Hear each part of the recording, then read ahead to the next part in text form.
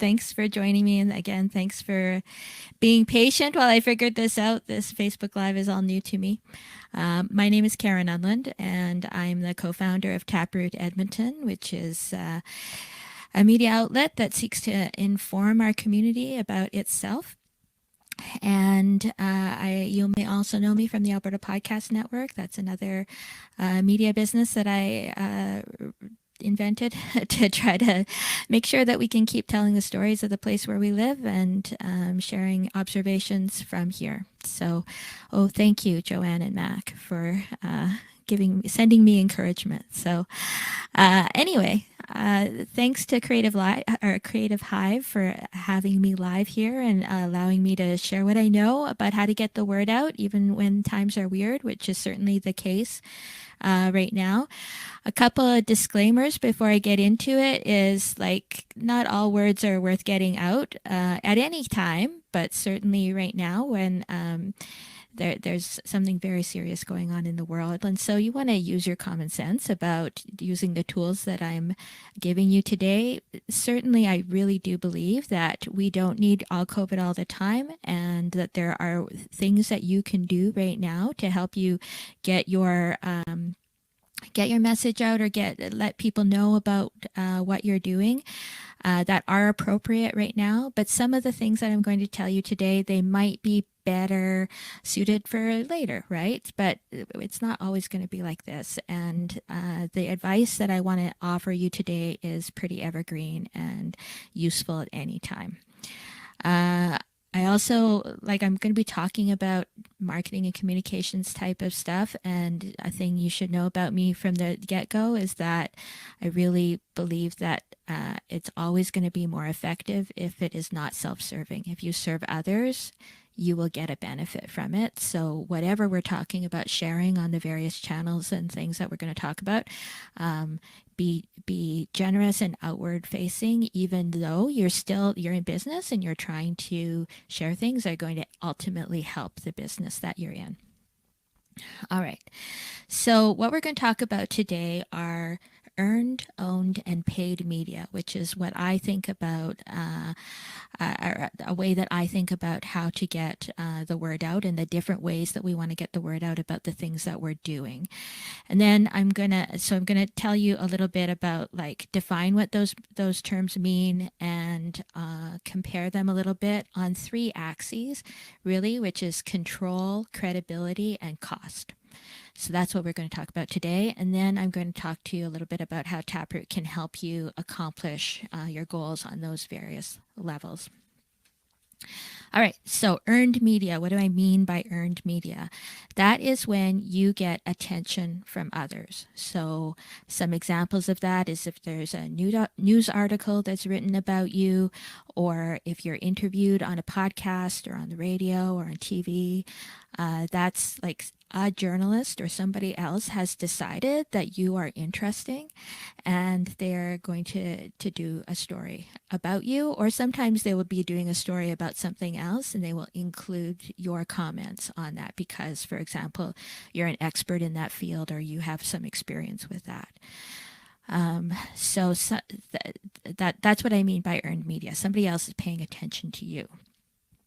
On the spectrum of control, you have no control over that. It's not up to you what gets included in it. You have a little bit more control, say, if you're being interviewed in a long form way, say on a podcast or something like that, because you're controlling what you're saying.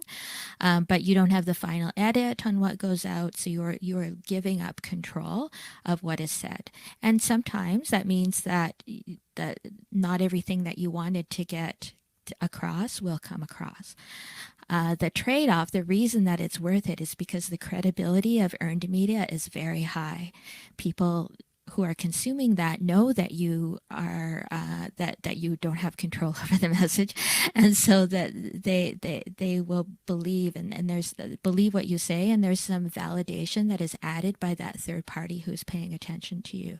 So that's why you would bother with that, is because the credibility is very high, and it gives you social proof. It gives you something to share on your social media channels. It gives you something to put on your website to say as seen in on or whatever. So there's that's the value of it. As far as cost goes, you literally can't pay for earned media. If you're paying for it, then it's not earned media, it's paid media. So it doesn't cost you any money. It does cost you a little bit of time, but usually it's not a significant amount because you're just showing up to speak on somebody's thing or to a reporter or something like that. So that's what I mean by earned media. Owned media is content that you create yourself or commission from someone else sometimes and you publish. Sometimes you will publish that on your own platforms, on your own channels that you control yourself. And sometimes you might be putting that on other people's platforms, such as the social media platforms. So this right now is kind of a hybrid between of owned media that I'm doing right now for Creative Hive. But it's kind of me too, because I'm making it, because I came up with the content.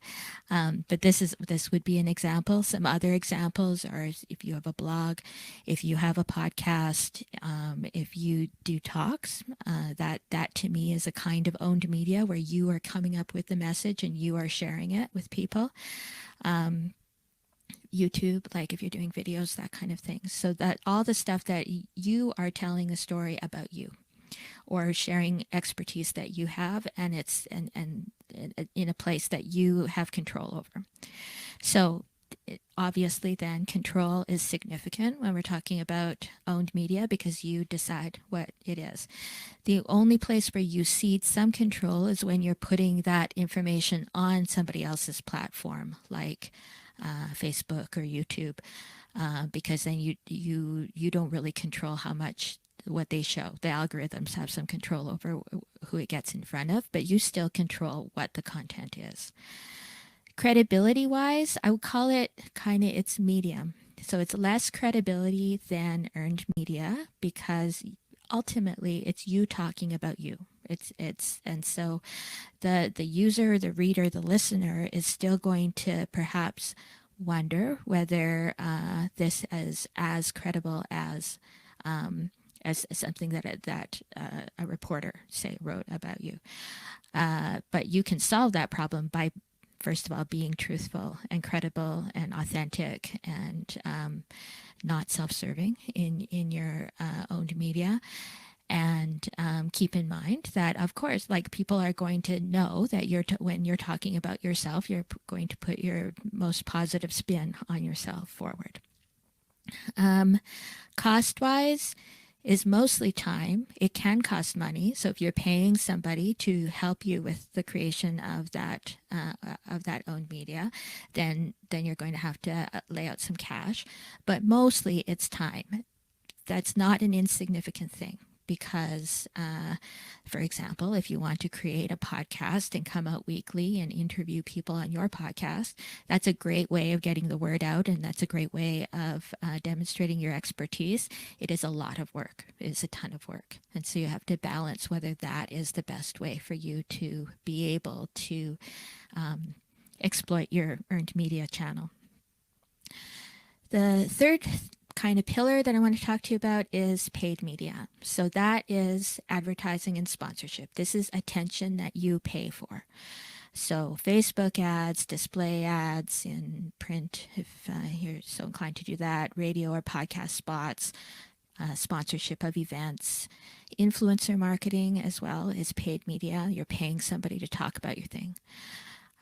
So as far as those three kind of axes that we talked about, control wise, it's very high. You're paying the piper, so you get to call the tune, and you're deciding how much what is said about you. You might cede a little bit of control in an influencer marketing campaign because the authenticity of that influencer is really dependent on them being able to speak from the heart about your thing. And so you might let them, like, equip them with the information and then let them go with it. But ultimately, you're still paying for them to say nice things about you. As a result, the credibility is a little bit lower, right? And everybody knows that you paid to be there. And so you're going to say only nice things about your thing. And so it is lower than earned and owned. But if it's a good kind of paid advertising, it is not utterly without credibility. It's just understand that people understand that you paid to be there. And then the cost usually is mostly money. You probably do have to invest some time to make sure that you're doing that well. And if you are like buying Facebook ads and you're trying to figure out how to get the best reach and reach the right people with that, there's some investment of time as well, unless you're paying somebody else to do that. But it's mostly money that you're spending with paid media, not time. So that's my way of thinking about how you can get the word out, and what you should keep in mind and balance as far as what you have in terms of time and money, what kind of credibility level, and how much control you need. The other thing about earned media is you also don't control how often you get it. You're not going to be in the newspaper or on CBC's website every day for what you're doing, no matter how fabulous you are. So that's something that comes and goes, and you can't control when it comes. But with owned media, you can have a rhythm. Your thing you're doing, like Des and Mike here at Creative Hive, are making sure that there's Facebook Live something every day at 11:30. You can't guarantee that on any other medium except paid. But then we've talked about the pitfalls of that. All right, so this is me taking advantage of an owned media opportunity, and a little bit earned maybe, to tell you about how you can use my service to do this. So Tabard Edmonton, like I said, is a media outlet that is set up to pay attention to our community and inform it about itself. One of the ways that we do that is with weekly roundups that are newsletters that are sent to people who say, yes, I want to receive this in my inbox, about all kinds of different topics. So tech, media, arts, music, business, the region, health innovation. I probably missed one, Mac. But anyway, we're paying close attention to what is happening in our community and gathering it all up in a nice email and telling you, this is the news. This is the stuff that's happening. These are what people who are in our community who are involved in these things are doing. So when we want you to tell us what you're doing when it might fit into those roundups. So when you get earned media, when the journal or somebody writes about you, when you're on a podcast, when talking about your local business or your local project or your local concert or any kind of thing, share it with us so that we can pass it on to our curators, and then they will decide whether they think that would suit their readers to know about that thing. There's no guarantee, again, this is an earned media kind of thing, there's no guarantee that we would pick up your link, but we certainly can't if we don't know about it. So you miss 100% of the shots you don't take. Make sure that if you get some earned media, that you're sharing it with us. The other thing is do the same with your owned media. If you're going to all the trouble to do a podcast, for example, and you're interviewing a local business leader, then make sure we know about it so that possibly we can let our readers know that, hey, if you want to catch this really great interview with Mac Mail, here's the link. Again, it's up to the curators to decide what they're going to include, but they are as interested, or that they I would say they're most interested in earned media, but they are also interested in owned media if it's good, if it's focused not just on self-serving, let me tell you how awesome my business or project is, but is trying to provide some value for the reader or listener or viewer. So again, if you have those kind of links, send them to hello@taprootedmonton.ca so that we know about what's going on. And you should never pitch anything to a project that you don't, or to an outlet that you don't consume yourself, because you want to know what's the kind of thing that we pay attention to, right? So you should subscribe to the Taproot roundups, especially probably for the people that are on this call. The business roundup would be of particular interest to you, possibly the media roundup. You can get up to 2 for free. So go to tabardedmonton.ca and press join, and then you can see how to sign up to at least receive some of our roundups for free. And I'll make my pitch for my paid one later.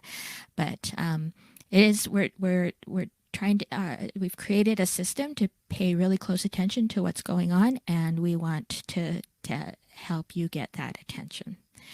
We also have paid opportunities. So again, like I said, there you can't control whether our curators will be interested in picking up your thing, right?